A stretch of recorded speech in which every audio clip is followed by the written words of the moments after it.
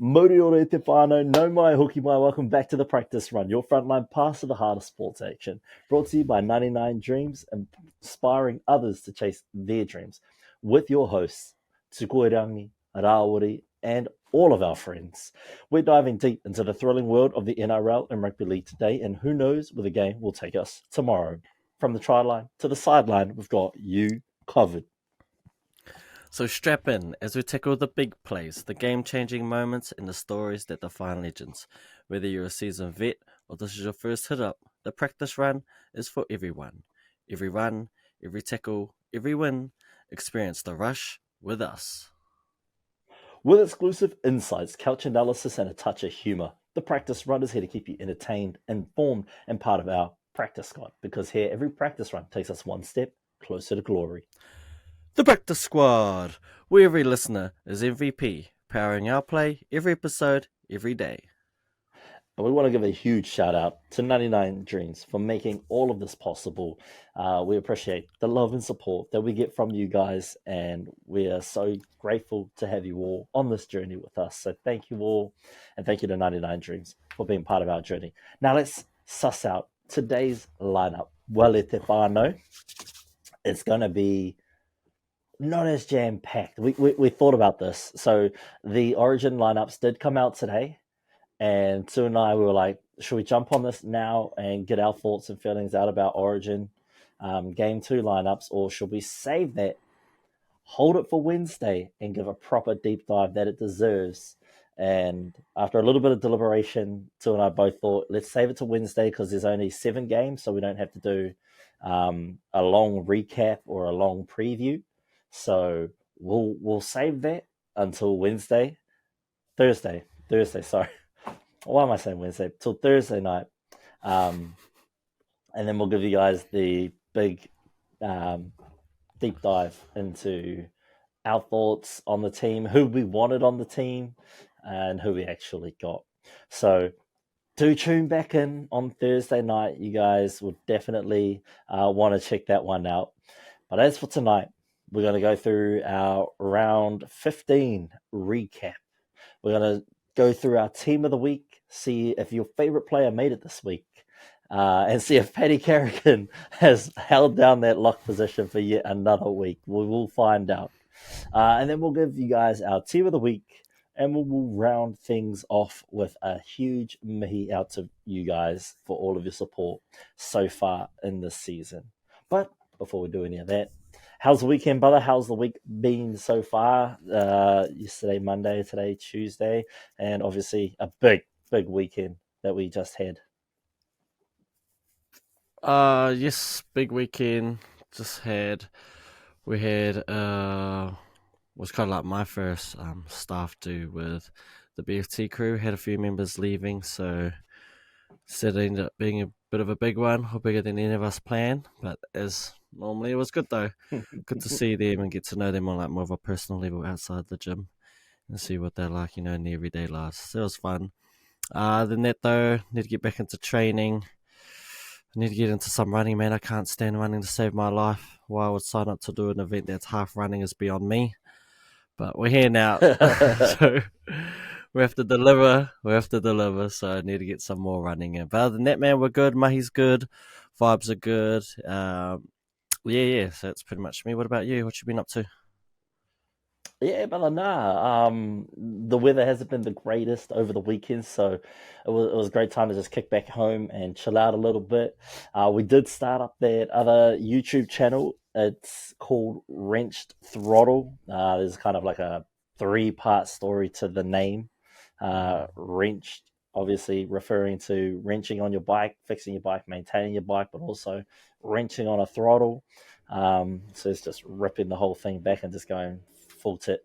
But also, where I come from, Waitara is commonly referred to as WT, WT, so that's also the initials of Wrenched Throttle. And in the logo of it, we've got our postcode 4320, so we're just keeping it local and homegrown. We recorded our first episode. Go check it out, whānau. It's horrible.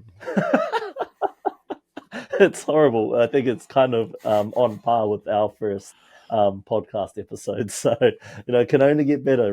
Remember humble beginnings, Iti. Humble beginnings. We can't have everything, we can't be great at everything all the time, Whānau. We've got to keep it humble sometimes. And, the world has a great way of humbling us at times. But that's it for me, really. I'm going to keep trying to record videos on my way to work, and just find that fine-tuning it until I find that rhythm where it just suits. I also have to think about buying a new helmet because the tint on a rainy day makes it too dark. So when I'm editing, the film is a little grainy because I have to alter the colors so much so we're looking at getting a new helmet as well. It's an expensive gig to start up, man. It's expensive, but it's fun, and who knows, in the future, someone might be able to sponsor us a motorcycle. Who knows? That's what the aim, just like this. We're hoping someone sponsors us some tickets to State of Origin one year. That'd be sick. Or the grand final. Any of those, or Magic Round, Whānau. We're keen. We're manifesting these things. It's in the universe. I saw on TikTok today.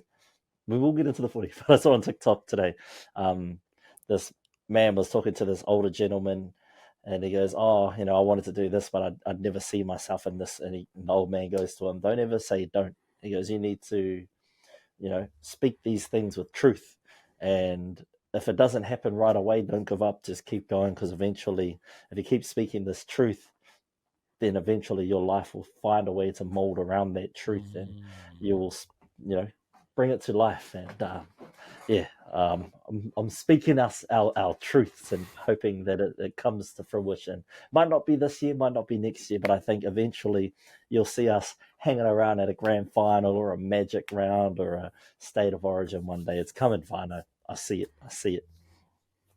But I did forget something. When we start our show, we always start it off with a paper, scissors, rock. If you don't know, now you know, Whānau. This is how we start our episodes. I missed it, but we're bringing it right back. It goes like this: paper beats scissors. No, scissors beats paper. Paper beats rock. Rock beats scissors. Hey, if I'm throwing a paper and he's got a scissors, paper beats scissors. It's eliminated paper. No. All right, here we go. 3, 2, 1, shoot. And up. Damn it. Yes. All that talk about scissors and paper, I was like, I gotta go rock.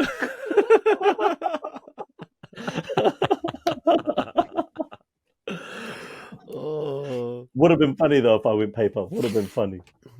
It is what it is. Easy as. Well, how do you want to do this? Do you want to alternate how we go through each lineup? Easy as. I don't really mind, man. Let's just get into it, man. Talk about these games. All right. Well, you dive in on this one, and I'll jump in on the next one. Yeah. And then you can give your opinions on that second Friday night game first, and then I'll give my feelings on that game. Alrighty, well, yes, round 15 kicked off on Thursday with, again, another banger. If you follow the podcast, you should know that Thursday games are always bangers, no matter who's playing. And it was a top 4 clash, I believe, with the Sharks taking on the Dolphins, Sharks being at home. And we both picked the Dolphins to win this game, eh? Nah, you switched. I don't know. Did I switch? Yeah, because you were like, nah, my pettiness is coming out. Bulldogs need to get up in the top 4. Oh, I'm going Sharks. Damn it. I was like, yeah, we on this week. That's right. I needed the Sharks to win so that my Bulldogs could leapfrog them. Well, it wasn't to be, as the Dolphins pulled off quite a good victory, man. 30-28 was the final score. They jumped out to an early lead, these Dolphins. In fact, they scored the first 4 tries in the game. The Sharks then made a brilliant comeback, scoring what looked like 1, 2, 3, 4 unanswered tries before the Hammer pulled off one of the tries of the year, pretty much going the whole length of the field. And the Sharks were able to get a try at the death. And as they say, cometh the man, cometh the hour, with the score being 28-30. Time off on the clock. Hines had a kick from the sideline to send it into OT. And, well, I don't know. Maybe he has to go back to kicking school because that wasn't even close. Like, I get what he was trying to do. He was trying to, bend it back. But, boy, you have to at least, have it within the range. And, yeah, it started out well right and stayed right the whole way. Poor Nicholas Hines misses the game, not the game winning, the game tying kick, which gave the Dolphins a win. Honestly, with how he played on Origin, and albeit I didn't really watch, I can't remember what I was doing Thursday. Oh no, bro, you know what happened Thursday? Going off a tangent here. Fuck, Thursday was not my day. Wasn't my day at all. Wasn't my day at work. Went to go do a workout, forgot my gear, went back home, went back to the gym, forgot my heart rate monitor. I was like, fuck this, I ain't going back. Coached, did like a quick workout, coached after it, and fuck, your boy was just non-existent, eh? Not saying anything in class, I just wasn't there. The poor other bro had to carry the class the whole way. After class, I told, fuck, thanks for the heavy carry, bro. This wasn't my day. Got home, jumped on the bed, bro, and just crashed out. I would have got home around 7:30, I think. Didn't even have dinner, just crashed on my bed. That's how wasted I was at. I woke up with my lights still on. Everything in my room was still on. That's how gone I was. I was like, fucking hell. Thursday just wasn't my day. I don't know what it was, but yeah. So yeah, I missed the whole thing, but woke up and then saw what happened. And yeah, Nico Hines, mate. I mean, obviously, the team's out. I'll leave my opinion for that episode, but yeah, look, good win for the Dolphins. Fuck you, Sharks. You could have helped me and got this dub. Once again, I'm confused to what you are as a team, whether you are an actual contender or just middle of the pack. Once again, you confused me. And yeah, that's about all I've got to say for this one. What about you, bro? What were your thoughts on the game? What did you like? What did you didn't like? Yeah, like I said, Dolphins came out hot in that first half, and then Sharks found a way to manage that and claw back in the middle half. But I think that hammer try really just deflated the Sharks' momentum through that segment of play because they're coming out at the half, they're scoring a try, and then Kennedy scores. Mulitalo scores after that, and then Kennedy scores at the 52nd to sort of bring them back up, and then 6 minutes later you see a hammer try coming down, and then it's kind of a back and forth throughout that moment. Then that penalty goal gives them that 2-point buffer, and you think it's all but over. And then, Sione gets that dying try. And isn't that, what every kid at the park lines up there? You're practicing kickoffs, you're practicing goal kicks, you're lining it up, you're going, no time left on the clock. It's me versus the crowd to win a grand final. Boom. And you take that kick, and every time you're like, oh, yep, 3, 2, 1. You practice that as a kid. Mm-hmm. And, like I said, cometh the man, cometh the hour. Unfortunately, it's been a rough month for Nico Hines. Let's just admit that. It's been a rough month for the bro. He looked okay out there. There was questions around his injury status during that Origin game because his kicks just were out of character. He showed a bit of form in this game, but unfortunately, it just doesn't quite look like enough. And I'm with you. I don't know where these Sharks sit now. Obviously, they're still pretty well up in the ladder due to their schedule, but I don't see them being a strong contender. They're definitely going to need to make that top 4 because if they lose that first game, at least they've got a lifeline. I think if they don't make the top 4, it's going to be a tough ask of this team to win 2 games as well as the grand final. Not saying it's impossible, Sharks fans. Anything can happen. It is rugby league, of course, but yeah, I don't see the Sharks going through that finals series unscathed. It's going to be a tough run for them, and unless they start figuring out where things are going wrong, yeah, it's an uphill climb for this team. The Dolphins, on the other hand, they look about the same as the Sharks. I don't know where the Dolphins, they're exciting, they're fun to watch, because they're ex-Brisbane players, majority of them. But I also don't see the Dolphins being able to back up, 3 weeks in a row, right? It's a tough ask for them. Yes, they probably could on their day. On their day, the fucking Dolphins, man, they can fire on all four cylinders. You got the hammer. There's a reason they call him the hammer, man. He can pull tries out of nowhere. Isako, he's known for converting those tries. He can maintain the score with points. He can keep it close. Herbie, we know his time at the Broncos. He's a known scorer. He knows how to get over the line. He is electric. Isaiah Couture is slowly becoming a household name at that Dolphins team. Their forward pack, strong, solid team, good youth, and well coached. So, this Dolphins team, I think, in my, obviously uneducated and unwarranted opinion, is better than the Sharks. If the Dolphins finish in the bottom half of the top 8, ka pai. I think they can still get through. Whereas if the Sharks finish in the bottom half of the top 8, I don't see them going as far as the Dolphins could. So out of these two teams, the team who just had a look in the top 4, definitely the Sharks. Obviously, Dolphins would love to be in the top 4, right? Every team wants to be top 4. But if out of these two teams, it was one or the other, I think Dolphins have the best chance of surviving, being in the bottom half of the top 8. Whereas I don't think the Sharks can manage as well.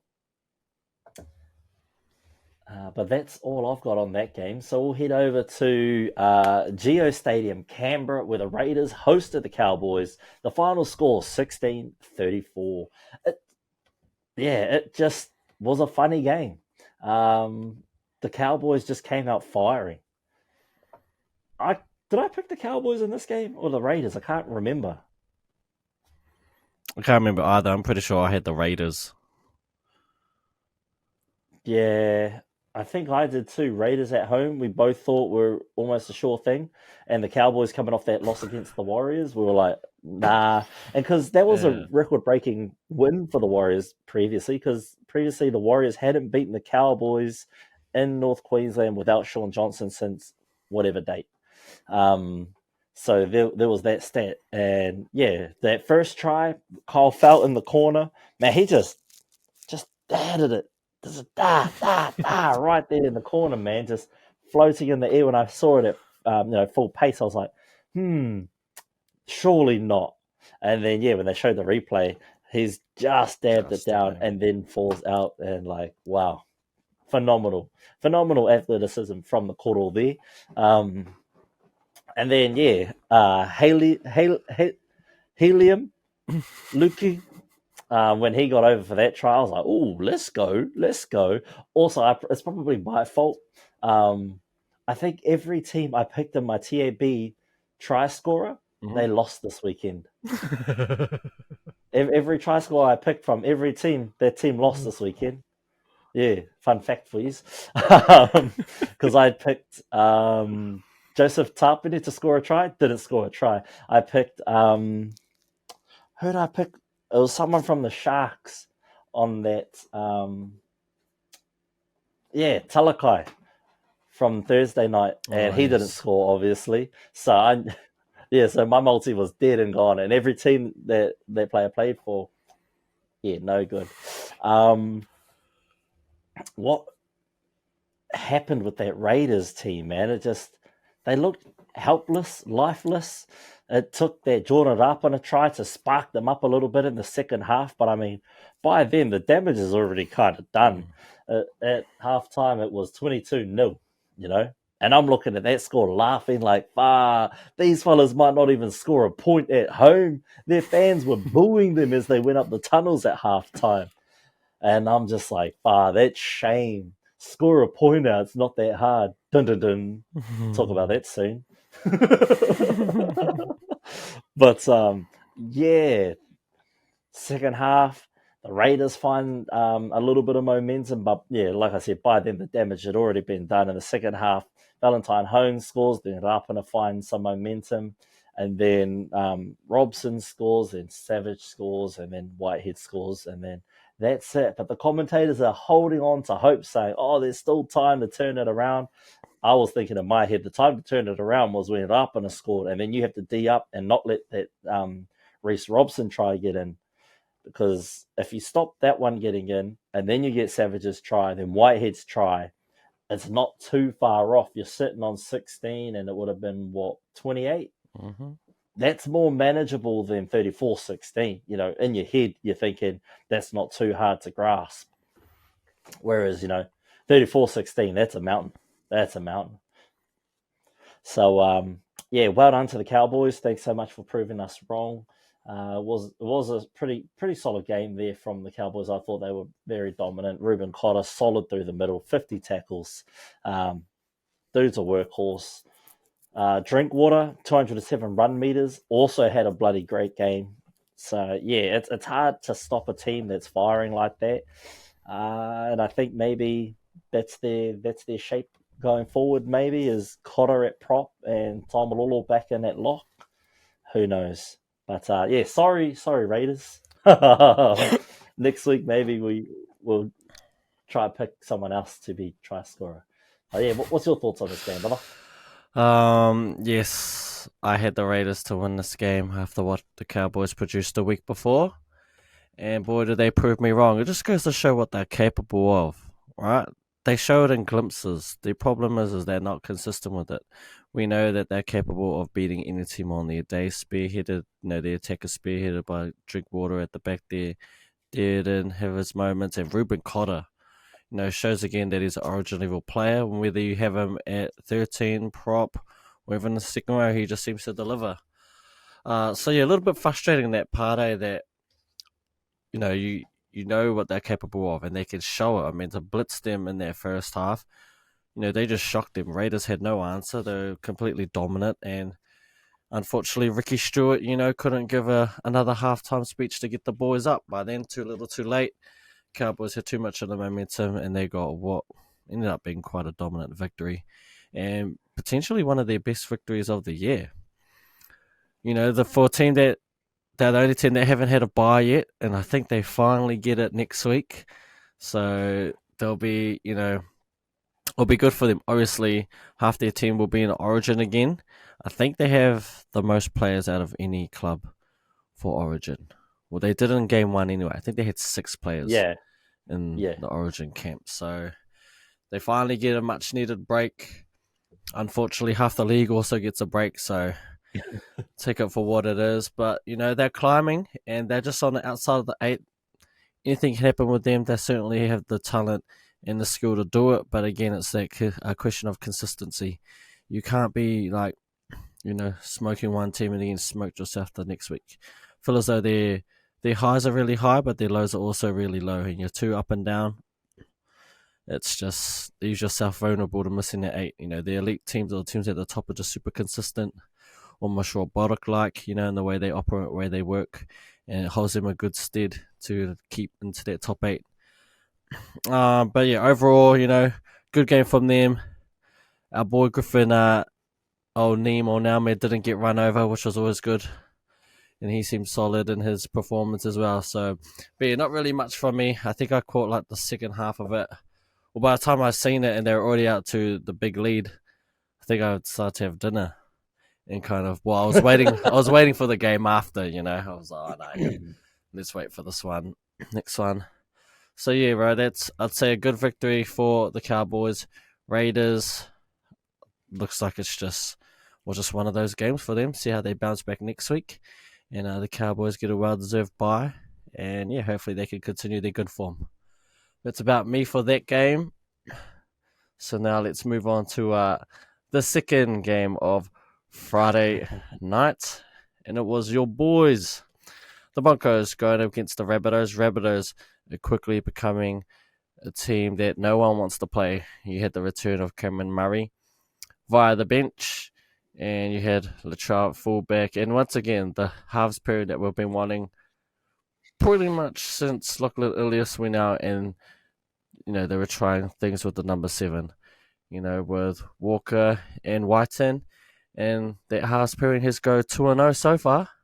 So it'll be interesting to see how they carry on, and honestly, their performance reminded me of how good they can be as well, and how you really don't want to play them when all their players are firing and they're just going good.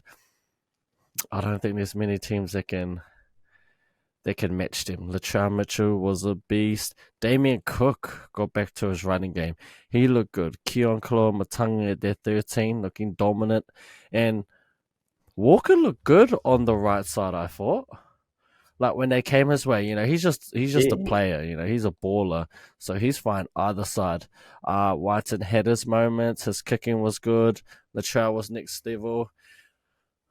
I don't know what happened with your boys; they just looked flat. There was a period where I watched. What was it? It was after.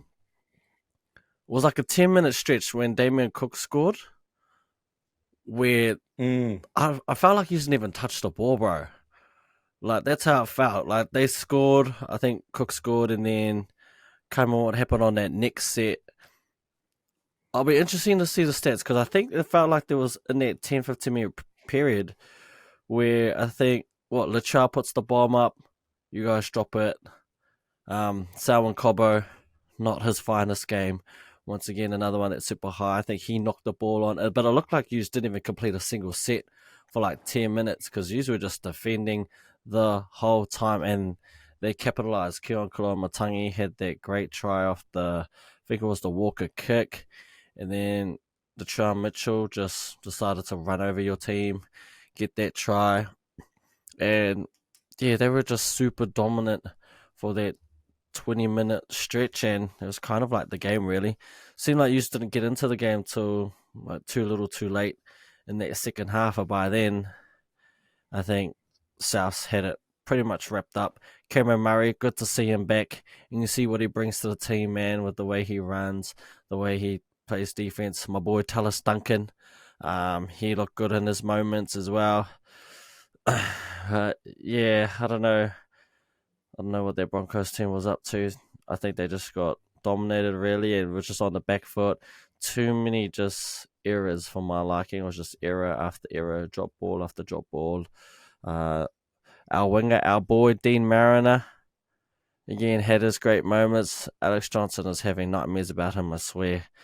Hit him with the RTS move on the outside. That was a hell of a try. No one's seen that coming. Faked in, hit him with a hard whack. What was he going? Hit the left, right, boom.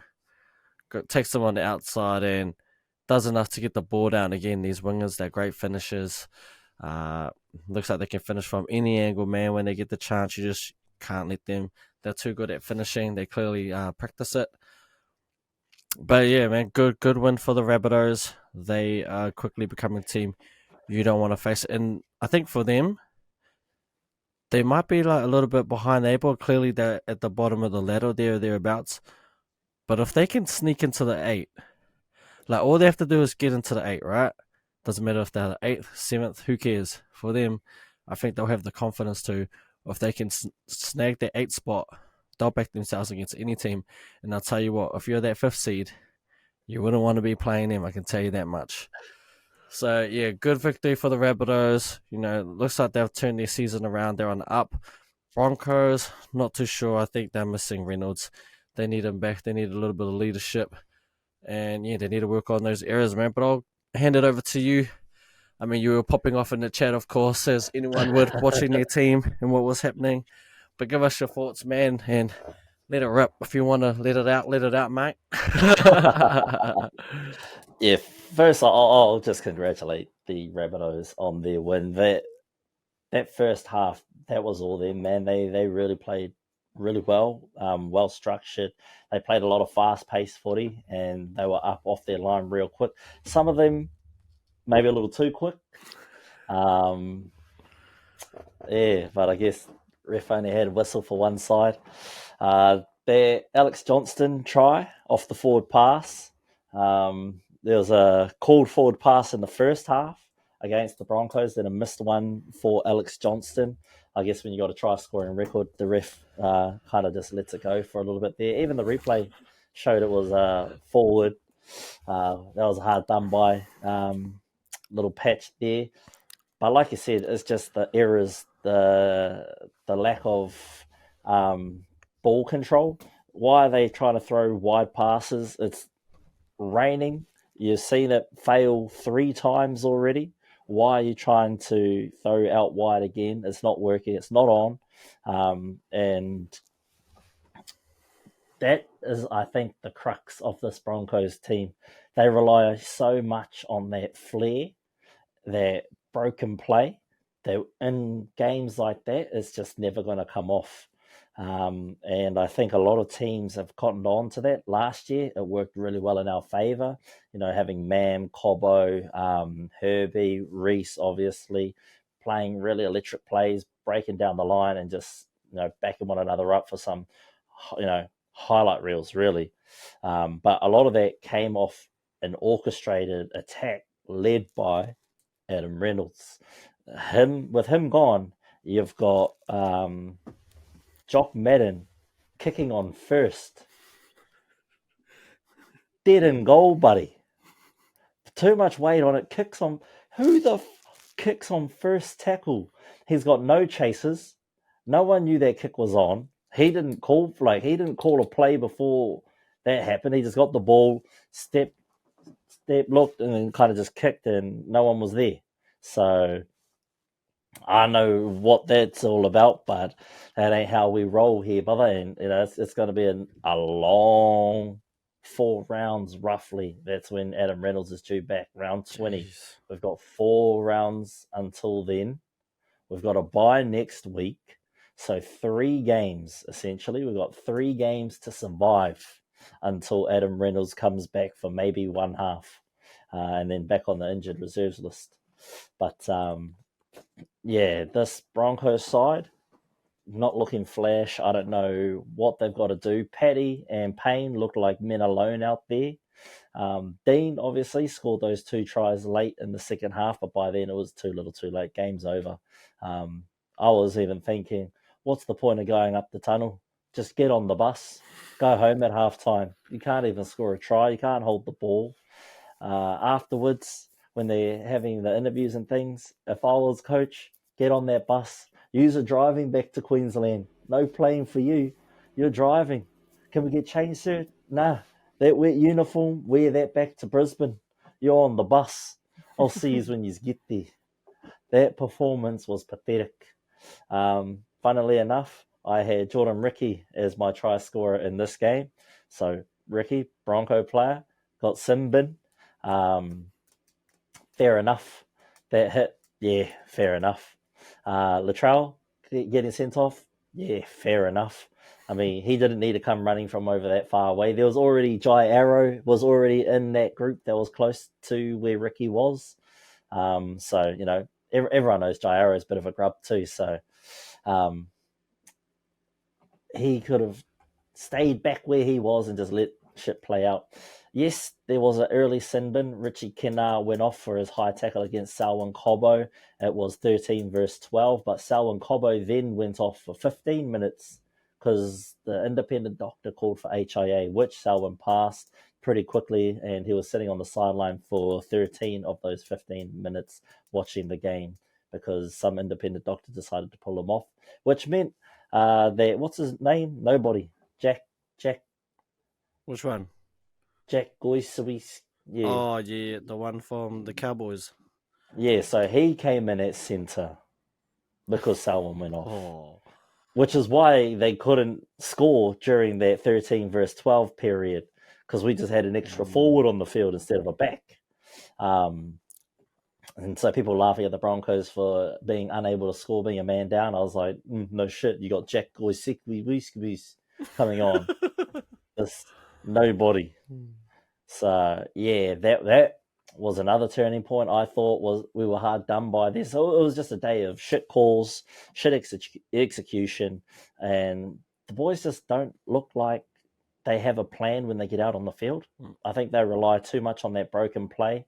They rely too much on the electricity that Reece Walsh brings to those games. And I think without him, a lot of those lads look pretty mediocre. Ezra Mam just signed a big contract this season. So far, hasn't shown me that he's worth that money. There's other sixes out there that can do just as good as Ezra. I'm not saying he's a horrible player, terrible player. I'm just saying, when your main man's gone, you got to have these other players that can step up in their absence. And so far, we haven't seen that. We've had big injuries all season long. Yes, everyone has. But we almost look, Parramatta without Mitchell Moses and that's horrible. Parramatta without Mitchell Moses is the biggest insult you can have. No one wants to look like Parramatta without Mitchell Moses. We look like New South Wales with Nico Hines. That bad. We're drawing on all these comparisons right now, but where do we make changes for this Broncos team? Well, here's some changes that I would have liked to have seen implemented before this game. So I would have liked to have seen Selwyn Cobbo start at fullback. What was that Cuzzy's name in the centres? Karapani. Oh, yes. I would have still liked to have seen Karapani in the centres in Cobbo's place. So that's Cobbo at fullback, Karapani in that centre, which means we get to see our boy Jordan Pereira on the wing, right? Because, no disrespect to Tristan Saylor, amazing player, great legacy. He just didn't have a great game against the Bunnies, and he hasn't been performing his past 3 games in the Broncos' first grade side, which has been tough.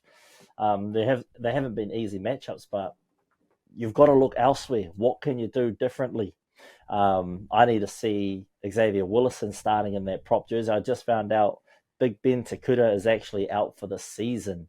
I read somewhere online that he's out for the season, so there's no chance of him coming back into this lineup unless he goes to Fiji and gets some of that miracle healing like Waisake did back in the day. So we're kind of stuck with Hetherington, Jack G, and Smoothie. Smoothie's not that guy either. I think give Blake Moser the nod. Billy's doing good, but when Billy comes off, it's mediocre around the middle. And I think Moser should get that, that nod. And, should a half go down or get injured or get sent off, I think that maybe, well, if you've got Moser there, he can come on and Billy moves to the halves because Billy can cover that position and Blake can still maintain that hooking role. So there's those kind of options.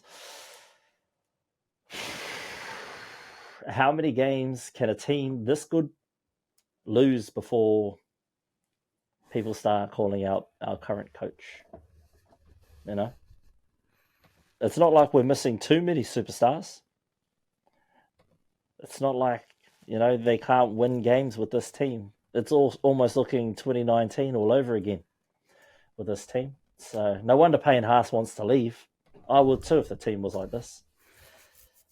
That's me. That's my vent on where this team is at currently. And yeah, I'm not satisfied with where this team is at. I don't think any Broncos fans should be satisfied with where this team is at. That's 3 losses. It's 2 losses at home, 3 straight. We should have beaten the Titans. We should have beaten the Rabbitohs. Sharks, 50-50. But, these haven't been games where we couldn't win. They've just been games where we haven't shown up. And I think it's ever since this origin period, our players just haven't been there or thereabouts. So we're looking forward to another bye week. At least it's guaranteed points this week. That's all I can say. Heading over to Leichhardt Oval in Sydney, the ground conditions were slippery and there was light rain. The West Tigers played host to the Gold Coast Titans. And I got to give it to you. I didn't see this one coming. But here's the caveat.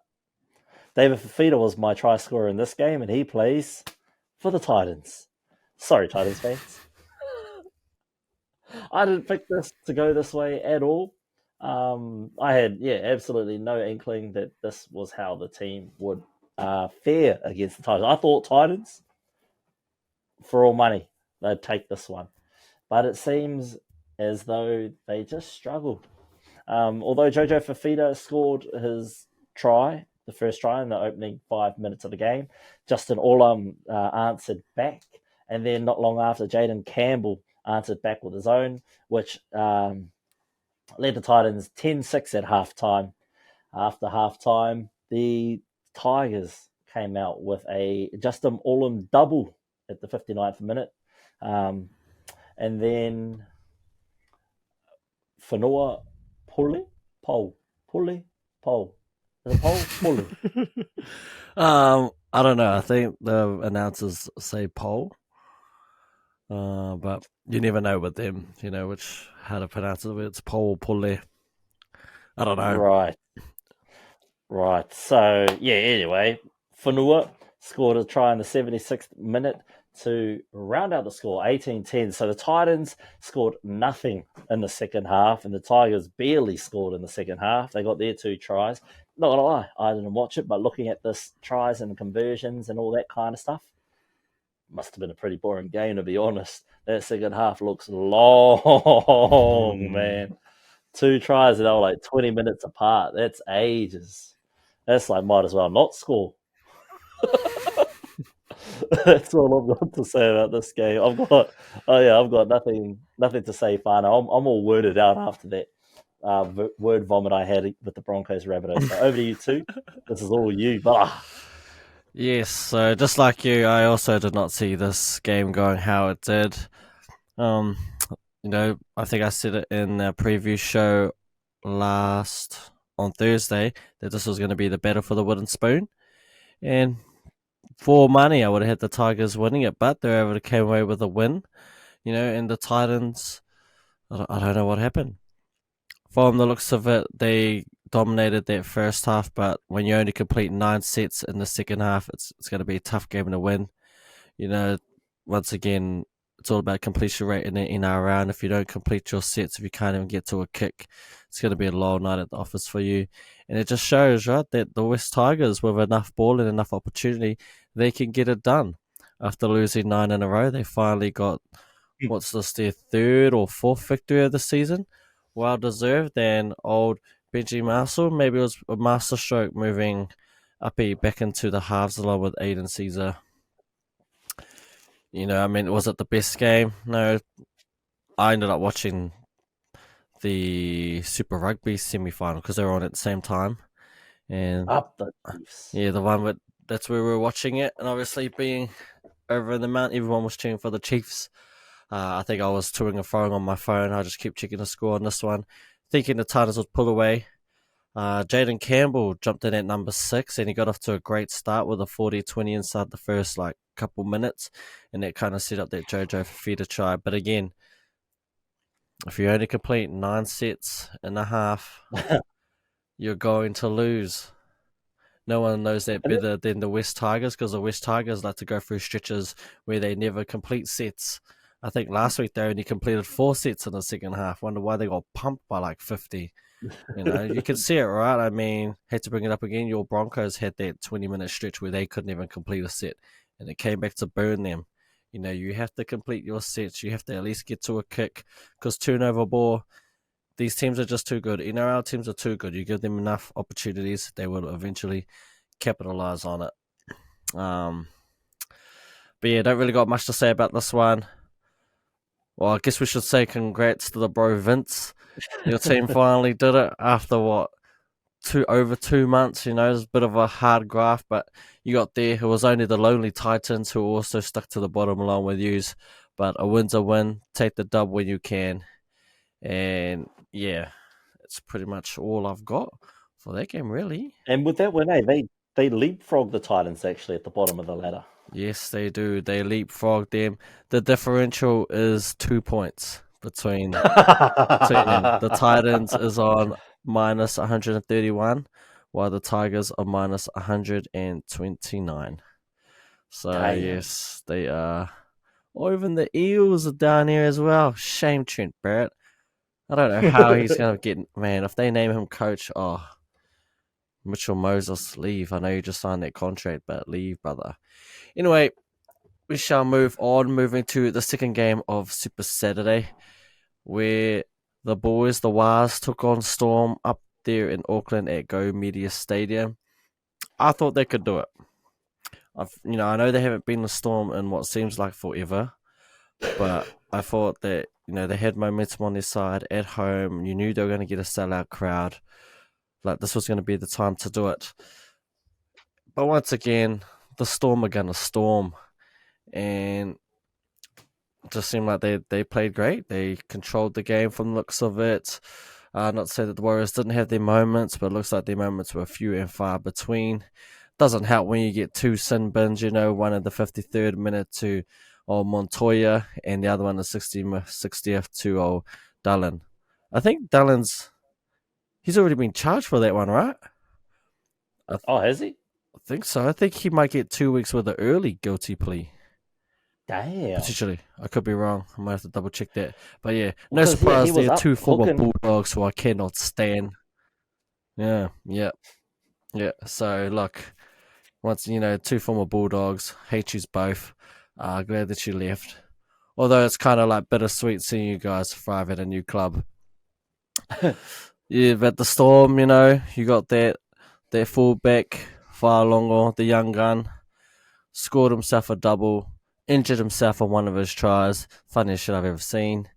And yeah, don't really know what else to say, man. Just other than feel sorry for the boys. I really thought this was be a moment, a pivotal game, and I thought if they could get it done, then it would turn their season around and it'll put them back on a trajectory to the top 8. Unfortunately, the Storm just proved too good, and now the Warriors are languishing outside the top 8. Well, they were anyway, but they're kind of stuck along with the rest of the pack on 15 points that they have or whatever. So I don't know where they go from here, man. It was kind of a big game for them, and it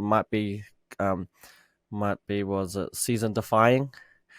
Storm, like I said, Storm gonna storm. They just go on their business. They don't care who's in the team. They don't care who they face. They stick to their principles. They stick to the guns. Jerome Hughes is a gun. He just keeps it turning over. Munster who, as long as you got Hughes there. You got Grant, and it seems like whoever their fullback is just tends to be elite. But that's me for this game. I'll hand it over to you. What were your highlights of this game, bro? Yeah, look, the first half, nice and close. They went into the halftime sheds 14-20, so that's achievable. That's not too much of a mountain to climb, especially against Melbourne. That's a converted try, and we're in. This is going to be a draw game, and we're going to take it to them as best we can. Home game. We haven't been home for a couple of weeks, I don't think. Hey, they've been on the road for a little while now, including bye weeks. So, when was their last home game? Dolphins. Who's that? Warriors. It was Dolphins was their last one. Yeah, I'd assume so. It was a while ago, or felt like a while ago. Yeah, it was Dolphins, bye week, Cowboys, Storm. So, been tough. It's been tough. My personal opinion around this game is coach should have left that B squad, that C squad, whatever we're calling them, that preseason squad, to take on the Storm, to see how they go. You want to see how much depth you've got going into the finals. You want to see where you can change and shape things up. Te Maire Martin looks like your man. Sean, great player. Legendary player for the club. He's probably one of my all-time players for the Warriors. I just don't know where he went that game. He wasn't as threatening as Te Maire Martin was when Te Maire had the ball and he was making plays and decisions on offense. Unfortunately for Rocco Berry, I think he went down injured that game, Mm-hmm. And he won't be back for a little bit. So that means Roger comes into the centres, because I actually think had Rocco stayed healthy, I actually think he's pulling Pompey. But Pompey's been the better centre out of Berry and Pompey Pompey's been the most consistent player in their back five the past couple of weeks. Since he's been in the squad, actually, he's been one of the best players that they've had. And I think that time down in reserve grade's done him well. He looks like he's got a new hunger for that jersey. And obviously, he's playing to keep it off of Roger. But I know as soon as Roger comes back in, he takes that jersey no matter what, which is, I think, unfortunate. I'd rather see Rog go either side, either one of the wings. And I thought those sin bins would help make that decision easier for Webby. But yeah, obviously with Rocco Berry out, Roger's going to stay in the centres. Yeah, I don't know, man. I don't know what's going on with this team. They've got a lot of good players. I think just let the youth be. There's a lot of old players. I think some of them need to start coming off the bench or need to start looking at other alternatives because, yeah, those young guns, they beat the Panthers, remember? So beating Melbourne isn't too much of a task when you consider beating the Panthers only, 4 or 5 weeks ago. So Webby needs to have a look at the roster, take a deep, hard look at the boys, see who really wants it, and actually make them play for that position. Unlike Kevy, and just give the jersey to the same boring players week in and week out. Hopefully Webster does shake things up a little bit and, takes a good hard look at this team, realizes that he had some winners in previous weeks and that he should look to keep those winners on this team. As for the Storm, man, it was just business as usual for them, eh? That second half, they started building a lot of momentum, and then, Montoya gets sent off in the 53rd, and obviously they score right off the back of that, and then Dallin gets sent off in the 60th, and again, they score right off the back of that. So those were two tries that were gifted by their own players, essentially.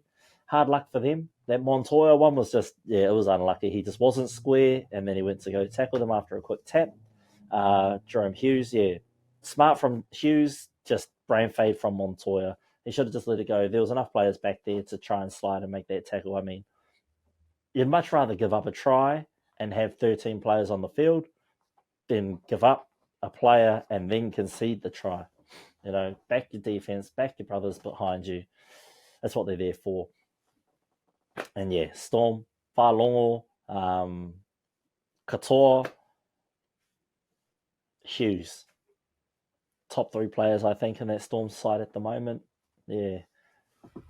And I did watch that Whalongo try where he wins himself. Fool, what are you doing?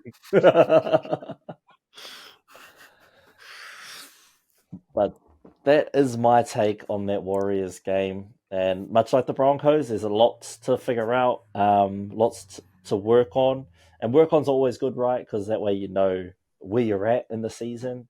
I think they're just outside the top 8, not quite there, much like the Broncos. I think we'll all be fighting for a place in the bottom 4 of the top 8 this season. It's going to be a tight contest. I think there's about, 8 teams fighting for those last 4 spots from outside the top 8.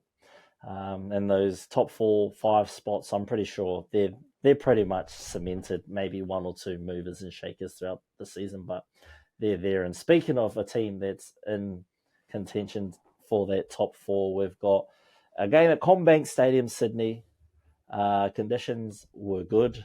The attendance was a lot, and it was the Eels hosting the Roosters in a game that I was, you know me, man. I'm a Roosters hater through and through. Always have been, always will be. It's just who I am. This is actually the first team that broke my curse. I had, pause, rewind. Adam Fanua-Blake in that Warriors game didn't score, and they lost. Roosters broke my curse. I had Joey Manu, didn't score, but they got the win. Didn't score, but they got the win. This game was a good game for the Roosters, unfortunately.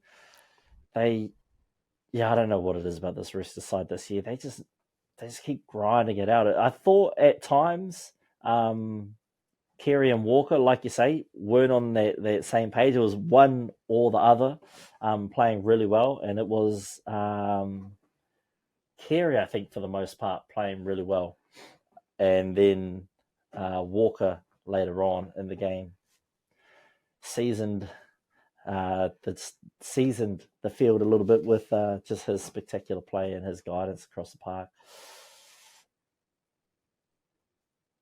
I don't know what these Eels are up to. It's 2 now since the return of Moses. They had that one emphatic win when he first come back, and they've kind of gone missing ever since. It was 6-16 at halftime. I just don't know. I don't know where they go from here. You're laughing at what's his name, Trent Barrett, right? Yes, I am.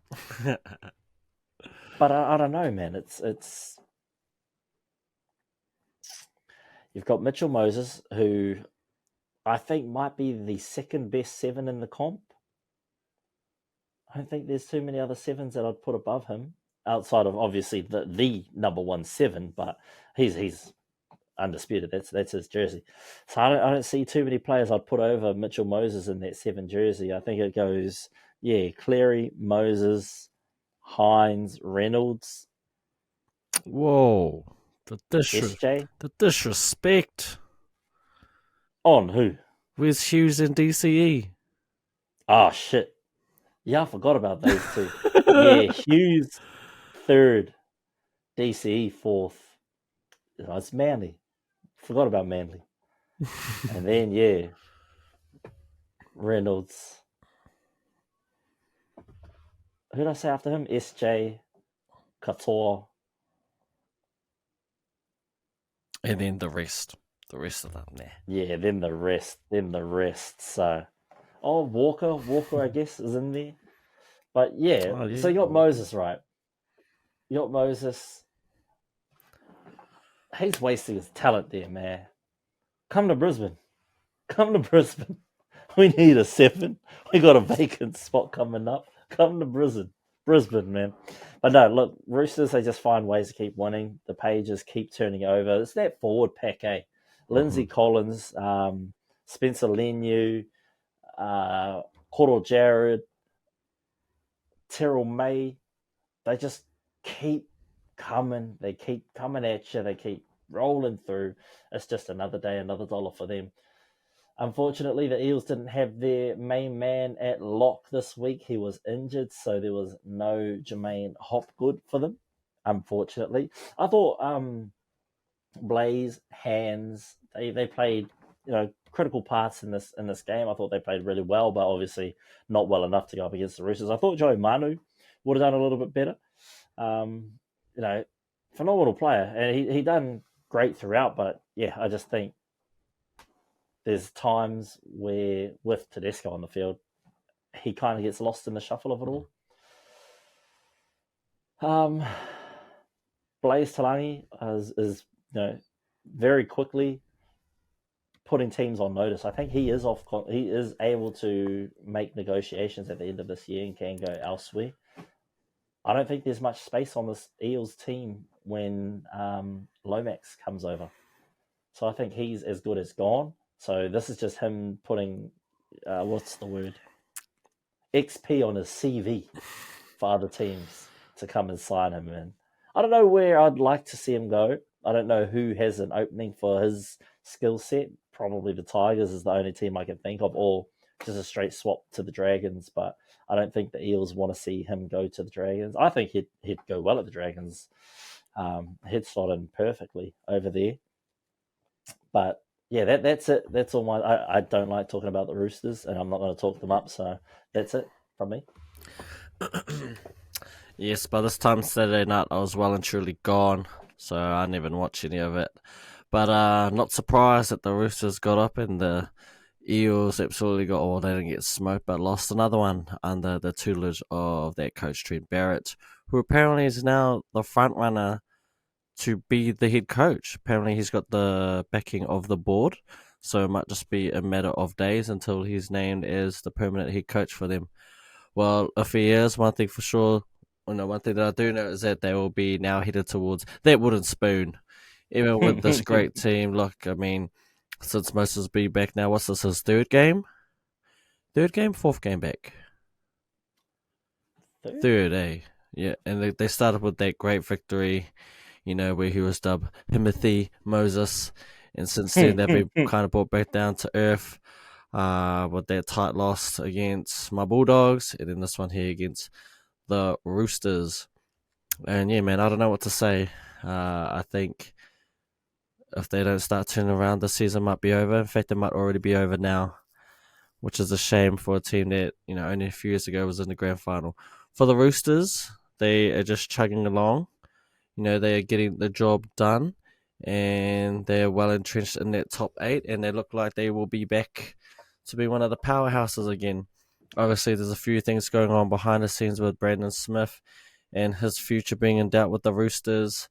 Obviously, we've talked about it many a times, the two centres leaving, Suali and Joey Manu, and then you've got what to do with Teddy, and they don't really have anyone else coming through. But look, the Roosters, as long as you keep racking up wins and keeping yourself there or thereabouts, right, they should be in the playoffs, and I think they will be. And again, there'll be another team that no one wants to see. Whether or not they can crack that top 4 or not, I think it's another thing. But yeah, I think just a good win from them.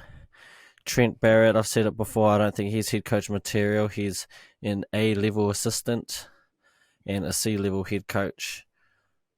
So yeah, I honestly don't know where they go from here, and it almost seems like the teams that he's been head coach of struggle to score points. And for someone that's known as an attacking genius, it's a bit surprising. To me, and this is what I picked up from at the Bulldogs from his time there, right? It was too predictable, and it was so structured. Like, you had to, they were all just sweeping plays from, one block to the other.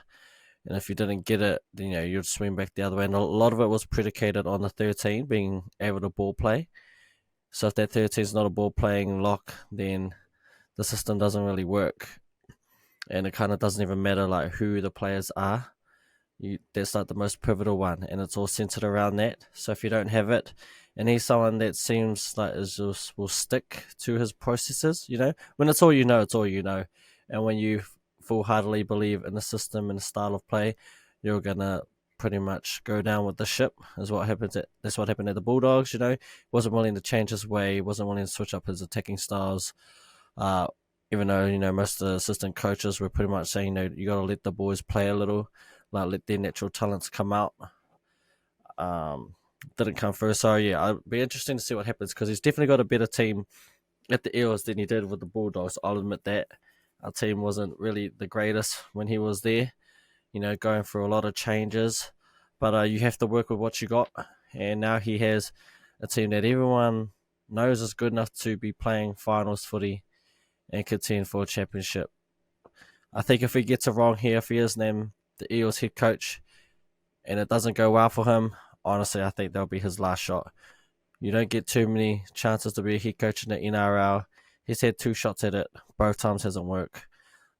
Might be his last chance. He's got a good enough roster to get it done, or to at least make the playoffs. So it's up to him to get the best. Hopefully he's learned from his time at the Bulldogs and realizes that, it's okay to make changes to your structures for the betterment of the team.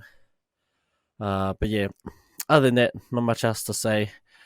Honestly, I think the Eels season could be over. That might be it for them. And the Roosters are just chugging along and heading towards another finals berth and see if they can crack that top 4. That's all I have for that game.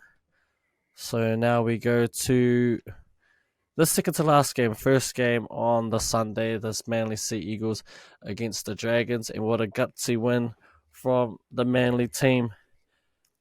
They were down to only 13 players quite quickly, if I recall. Yeah.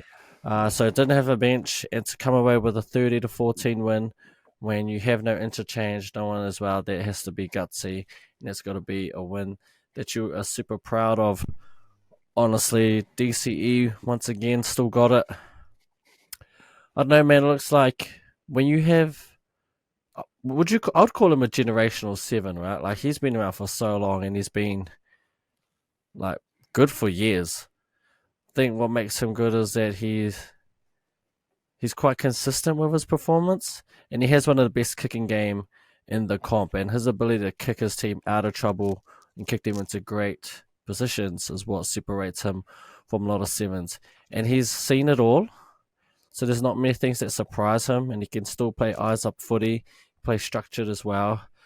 He's just kind of like, feel as though he's at that level now where I wouldn't say he's mastered the game, but he knows what to do. He's been in every position. He can kind of see everything now. Feels like maybe the game slowed down for him to a point where he's just in total control. Because he was pulling all the strings today, and that was just a dominant performance by him, leading his team around to what ended up being quite a dominant victory over a Dragons team that was up for it. They were. And yeah, right, Manly only had the 13 players, no one on that bench. So to come over with the win, I think speaks volumes to him and his team. And on the team where you have the captain of the Queensland side and the captain of the New South Wales team, which is pretty rare to see. And to know that that they can play like that week in, week out. I think now they are either in the top 8 or just out. I think they're 8th now, right? Yeah, so that 8th, and honestly, if they continue how they're going, they're playing this well without Turbo, and normally when Turbo goes down, they go away. They'll be solid enough, and again, I think they're in that group that will be vying for a top 8 spot, whether they get it or not, is still to be determined. And for the Dragons, I don't know. I mean, once Zach Lomax had a great game, like he always does. I honestly think he's crept up the leaderboard on he's gone from being someone with potential to someone who's fulfilling their potential. And honestly, he's now currently in the elite levels of a winger. He's up there with the best of them, having the season of his life. And honestly, outside of those two might be 1 and 2 at the winger position, as it currently stands. That's how good he's been playing. But yeah, hard to say with this Dragons team again. They surprise you 1 week. They've kind of gone down since that game against the Tigers where they put 50 on them. They use up all their luck then. Yeah, it's one of those weird ones. Like when you have such a dominant victory, you think it's going to turn your season around, and it does, just not in the way you think. Because since then, they haven't really been playing all that great style of footy, and it's cost them. I don't think they've won since then. Well, that was only 2 weeks ago anyway. But I think it's back-to-back losses since then, and so yeah, I don't know what's happening with these Dragons or where they even turn or how they change it around. But yeah, I thought it was a gutsy victory from the Manly. Well deserved. So DCE put on a clinic, and yeah, that's about all I got, bro. What do you got for this game? Yeah, DCE put on a clinic. It was a lot closer than what the scoreboard gives off in the end of the game. It was just a few errors and, Manly capitalising on it. I think it all started off of that Luke Brooks try at the start of the second half. He got that try early. Dragons did answer back with the Lomax try. He had 1 disallowed in the first half when he bobbled it over in the corner. That second try was a strong try off that kick chase that he's well known for this season. He's made that his thing. Kick chases, Kikau was great on a defensive kick chase. Well, Lomax is probably the best on an attacking kick chase. But then, yeah, you talked about the Queensland captain and the New South Wales captain. Well, they linked up for a beautiful try. Daly Cherry Evans just grubbed it through, and the kick chase was big. Jakey gets on top of that, and yeah, he scores one right under the sticks. And I think that's where it really was kind of insurmountable for the Dragons. The Seagulls, I think a couple of times, almost got a few breakaway tries. They just broke too many tackles. And in first grade, especially against Manly at home, you miss 1 too many tackles. It all adds up in the end, and that's where it kind of run away from them. It went from being a 10-8 lead at halftime to a 30-14 finish at full time, and it was just from a strong second half from the Seagulls. Daddy Cherry Evans on the back of his forwards. Olakwatu had a great game. Jake was solid through the middle. Who else was there? Oh, yeah, that's who. Frickin' off the back fence, Nathan Brown. That's what got them fired up in that second half. He doesn't have a handbrake, that kid. He runs like old school footy players, off the back fence. he's a throwback to like a George Rose kind of just off the back fence. George Rose might not be as quick, but he didn't have a handbrake either. He just boom in there, giving him shit. So he'd be a fan favorite, I'd assume. I'm not a Manly fan, so wouldn't know. Also, had a good game was Ethan Bullymore. Bullymore. Yeah. He also had a good game coming in there, obviously. The shortened bench. So some of those boys had to back up, and they did a lot better than the Dragons bench. You know, you've got interchanges, the other team doesn't. You've got the advantage. You should be on the front foot, not the back foot. And yeah, it just let them down a bit. I don't think that's the end of the Dragons. I think the Dragons still have a lot more in them than what they've displayed in this game. I think it was last week, wasn't it? Or 2 weeks ago when they backed up from Origin, is when they had that schlocking. Or because wasn't last week a win for the Dragons? Let me have a quick look because I do remember. Yes. Oh yeah, it was last week. Yeah. Was it? Round 14? Wait. Yeah. Oh no, hold up. Yeah, it was last week that they had that game versus Tigers. Oh yes, yeah. And then this week, not so much attack.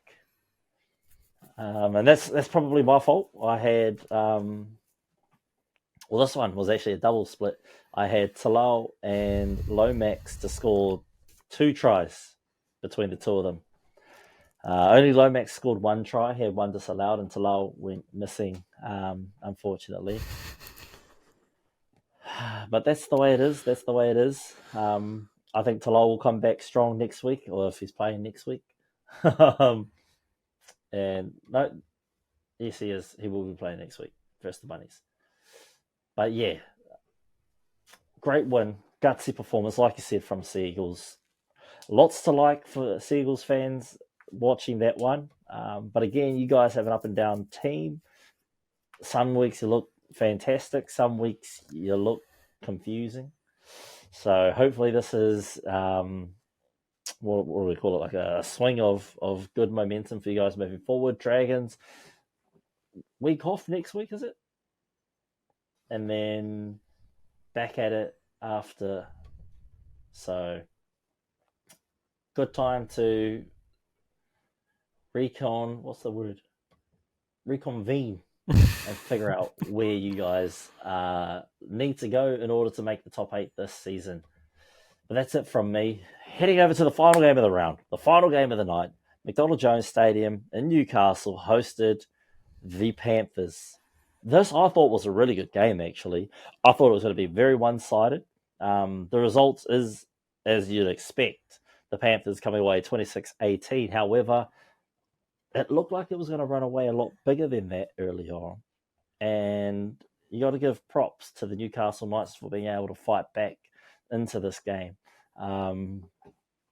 What did they go into halftime? It was 6:20 at halftime, and Luai led the Panthers around the park in a very strong first half performance, which even seen him getting over the line for a try.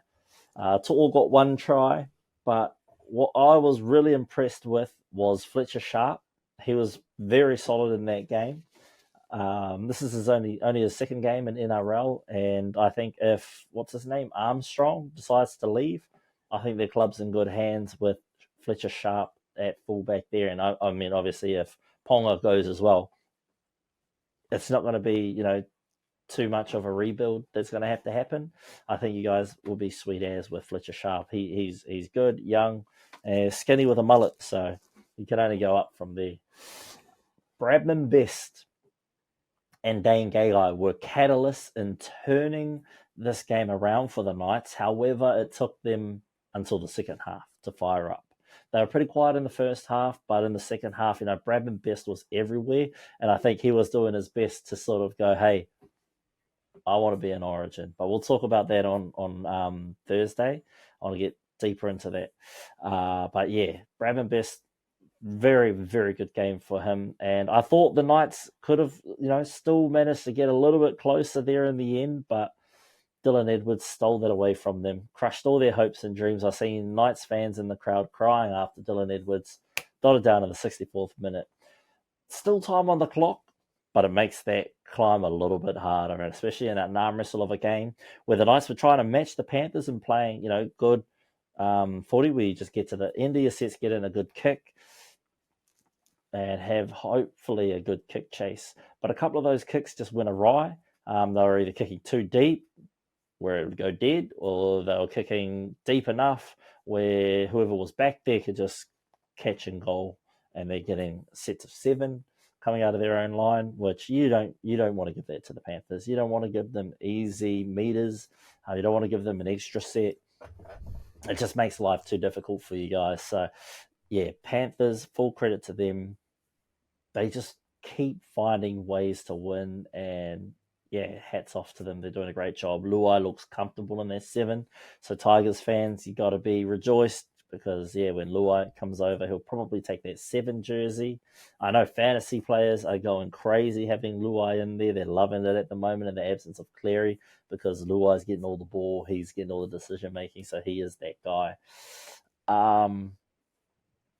Yeah, Panthers fans, you should be happy with that win. It's just, another notch under the belt. Get you that much closer to finals footy. And that's all you guys care about, really. Doesn't matter win or loss, draw during the season. It's just game on next week. Back it up. Play well. Same thing. Rolling, rolling, rolling, rolling. So, yep. You guys are doing well enough to put yourself in a position where having a break. Who has a break next week? Yeah, so they get a break next week. Lucky for them, so they don't have to worry about any of their Origin players missing out. Yeah, that's all from me. I think in terms of this game, it was just a great game, entertaining. I thought, even though it was pretty low scoring in the first half, I thought it was still quite entertaining, and I quite enjoy that for a Sunday night game.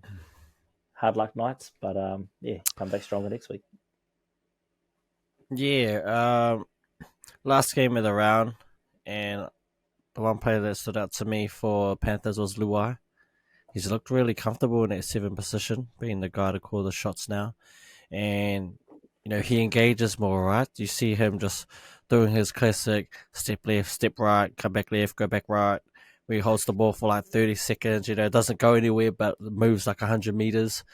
But he's looking really, really good, and if anything, it's shown the Tigers fans what he's capable of, when he is the guy. And it's said that we knew he was capable of, but obviously with Cleary being there, he just doesn't need to do it as often while he's been stepping up in the absence of Cleary, and it's showing it, and it's, giving them a glimpse of what he can do and how he can change them around. I certainly think the Tigers will be better with him, and I know some of them, didn't want him at all and don't want him to come over still, but I don't think he makes your team worse. He could only make your team better. He's an Origin star or Origin level player, international. He's a winner. He's won at pretty much every grade, won an Origin series already. He's done it all, so he can only help your team get better. But you mentioned it, bro. It's just another one in the bank for Panthers. I honestly wonder if they get bored sometimes, eh? Because that they're just waiting for the playoffs to come around. They can't wait for it, right? That's all that matters to them. Win or lose, they go on to the next one. And I think at times, if you're the coach, Ivan Cleary, you'd probably actually like them to lose because you're like, yes, now I can rip into them, make them train a little bit harder. Because honestly, it just looks like clockwork sometimes. It's like, it feels inevitable with them. Yeah. Like every time they face a team, it's just like it's inevitable. Something's going to happen. They're going to get on a roll, and it's going to be game over. But yeah, the Knights, man, their fullback, yes, he scored that first try of the game, made Luai miss, and he made Dylan Edwards miss, which is pretty hard to do. Made him look silly, actually. And so, there was good signs. The crowd was up for it too. It just wasn't the Knights game because that's about all they had in the first half. The rest were all Panthers. Once again, story where the halves I don't really know where you go from here, because it seems that they need a change in the halves, and maybe they're on the market to look at someone. Maybe they should. And as long as Ponga's not there, I mean, everything happens around Ponga right when he is, and he just changes their team because he's just so like the gravity of him. Even if he's not getting the ball, just the threat of him being around puts defense on alert, and that allows other guys to slip through the cracks. You said it, Bradman Best had that moment in the second half where he looked dominant, looking like he was fighting for his origin spot. And Dan Gagai, he's just a vet. Unfortunately, he had that forgettable moment at the end of the first half, which led to the last try of the first half, where he looked like he was going to be dragged outside, threw the ball in. Jack Cogger wasn't paying attention, and I think it was Sorensen pounced on the ball. Literally 4 tackles later, Penrith score. Yeah, so solid victory as always. Panthers, just another one to the belt. They can't wait until the playoffs. For the Knights, man, I don't even know if you can make changes, really. I think your team is what it's going to be.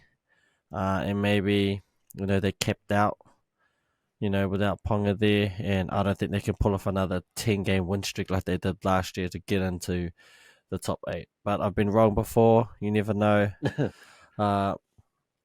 So yeah, I'm just going to leave it there.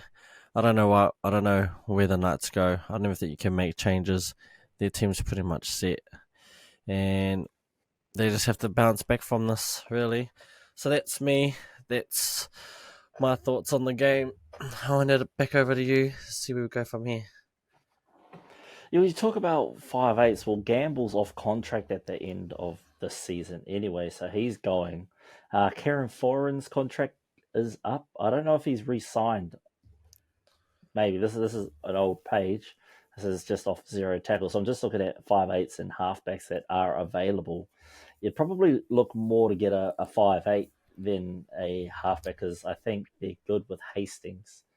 I think they just need to find a decent 5'8". So you're kind of stuck there. You've got Dewey, Foran, Gamble, Milford, Perham, Schuster or Turner coming off contract at the end of this. You also got Nicolema, though. He's coming off contract up at the Dolphins. He's playing all right there. So maybe they look to bring him in. Chad Townsend's also off contract at the end of the season. I don't know if he's re-signed. But let me just double check. I think Schuster... Oh, well, yeah, just reading an article now, is he's being tossed around as a possible 5'8" target for Newcastle, because he is being released from his contract with Manly early. Mm-hmm. Yeah, I think he's done with them. Or he's certainly not going back to Manly. Yeah, Schuster, man, that might be the one, eh? That could be the one that they want to go after. Good enough talent. So, yeah. He's got the talent. Obviously, it's just tough luck. You're playing behind DC and Luke Brooks, so it is what it is. Just find somewhere to go. And Knights, they do look like they need a halves to kind of pull something together. Their forwards aren't too bad. Maybe they need a hooker and a 5'8", and they're kind of not complete, but they're in better stead than what they currently are. Well, that's that for our round 15 recap. We really need to pay for some sound effects one day, eh? What do we do here? Do you want to do power ranking or team of the week? And who's our fake sponsor this week?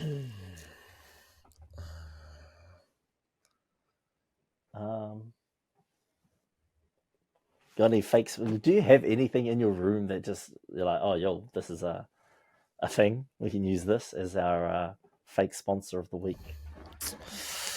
Our fake sponsor of the week this week can be brought to you by these fellas. Push Gummies, Fano, creatine.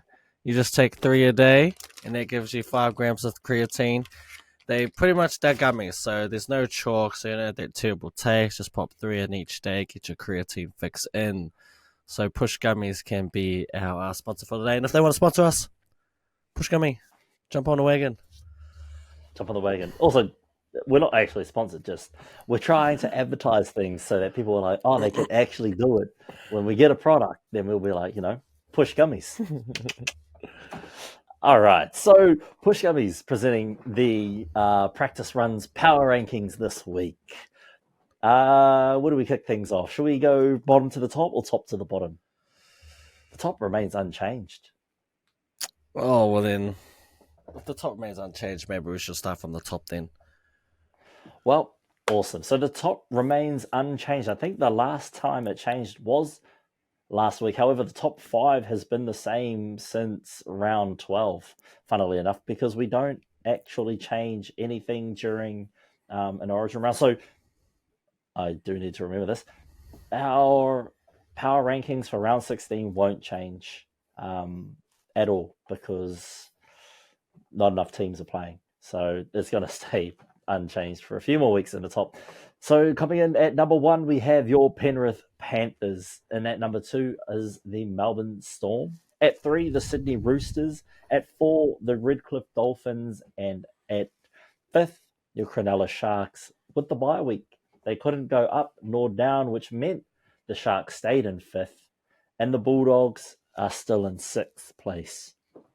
I think had the Bulldogs played in 1, they would have went into 5th. Sharks would have dropped a little bit lower. But because they didn't play, they held that 6th place. Because I think the Cowboys, or maybe even, Cowboys could have gone 6th. Sharks 7th or 8th, in my opinion. But anyway, Cowboys in at 7th. Manly have jumped up from 12th into 8th spot. The Warriors dropped from 7th to 9th. The Titans from 8th to 10th. The Rabbitohs jump up from 15th into 11th. The Broncos dropped the furthest from 9th all the way down to 12th. The Dragons dropped from 10th down to 13th. The Knights dropped from 11th to 14th. The Tigers jump up from the bottom into 15th. The Raiders drop down from 14th into 16th. And the Eels lock out that last place position. Unfortunate for them. But shout out for sponsoring this video. Who again? Push Gummies, yep. This one right here, mate. Shabam! Get your Push creatine Gummies. and Fano. Push Gummies. See? That's the first and only time you'll get free advertising on this show. We don't expect to hear about Push Gummies ever again, unless they sponsor us for real.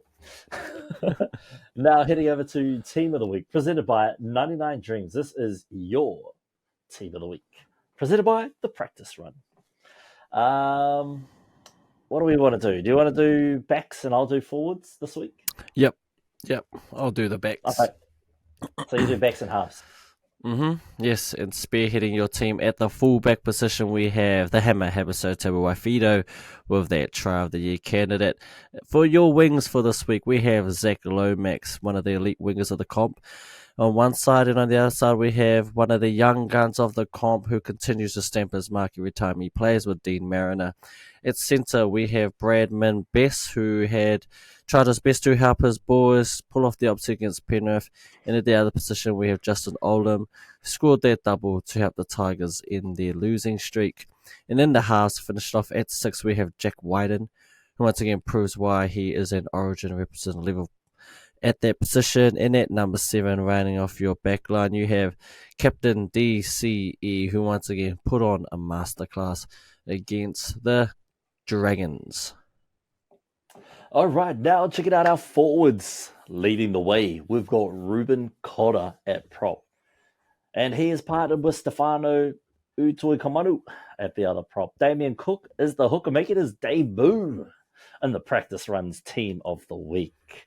Then we've got Hamole Olakoatsu in that second row, partnered with Alicia Kator. And holding it down at lock this week, we have Keon Kolomatangi. Yeah, so no Paddy Carrigan this week, but it is the opposition. So he played against Patrick Carrigan, and yeah, look, he got the upper hand. And, to be fair, Latrell could have made that fullback spot, but he got sent off. The Hammer didn't. Also, special mention goes to Drinkwater. He had an amazing game. I think he'll get on this team of the week eventually. He definitely will. Who else had a special mention? And our boy Jack Halves, shout out Jack for getting some game time in the weekend. Yeah, man, won't be long. I reckon it won't be long before he gets, well, if he gets some full-time game time, I think he'll be making the practice runs team of the week eventually. But thank you so much to 99 Drinks for presenting us with the practice runs team of the week. Man, it's been real, brother. It's been real, but I got darts in a couple of hours, so I need to get out, get some practice in for darts. Don't forget, Fano, next week we might be shifting our start time. It might be Mondays that the episodes release, so bear with us. We'll let you know when we figure it out. It'll just drop, okay? And then you'll be like, oh, it's Monday though. Who cares? Who cares? All right. But yeah, stay tuned. When we Thursday we will give our full breakdown of the Origin lineups and talk about the upcoming games. And if you want to sponsor us, please do. You know, currently it's hopes and dreams keeping us alive here. It's hopes and dreams. So please, Fano, if you know anyone who wants to sponsor us, let us know. We can find segments, okay? How we can have every damn game presented by a different company if yous wanted. You know, if yous want to back just one particular team, then we can be like, this is the third game of the week presented by Greg's Coffee. Okay? I don't even drink coffee. I'm more of a Milo guy. But you know, that's what it is, Fano. But thank you all so much for joining us. And if you're still listening to us, thank you so much. We appreciate all your support. I'm going to hand it over to Toon now. And I'm saying good night, good evening, and cheer. Yes, as always, we'd like to thank our loyal supporters, both near and far. If you're listening, we really do love support. And for those who are new to practice run, we welcome you too. And yes, on the back of Rawiri, if you want to sponsor us, you're more than welcome. Like you said, we would love to have a sponsor on us things. We are only humble beginnings. You know, I like to think we have improved a lot since our first little few practice runs. And we're slowly getting there. And hopefully one day we'll get on to bigger and better things. The goal is to get to an Origin or a finals, whatever one comes first, we will take it. But, you know, if you want to support us, again, always, you know, support the channel by following us on all of our social medias, giving us a like, comment, and share. We definitely do support it. But until then, we will see you guys on Thursday. As always, stay safe, whānau. Chur to the chur, mā te wā.